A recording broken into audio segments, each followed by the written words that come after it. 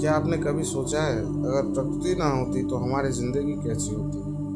हरे भरे पेड़ हमें सांस लेने की हवा देते हैं, नदियां हमें पानी देती हैं और सूरज अपनी रोशनी से इस धरती को जीवन से भर देता है। लेकिन जहाँ इंसान ही प्रकृति को सबसे ज्यादा नुकसान पहुंचा रहा है। तो आइए एक वादा करें, एक पेड़ जरूर लगाएं, पानी बचाएं और प्रकृति को उसका सम्मान लौटाएं, क्योंकि प्रकृति ही जीवन है।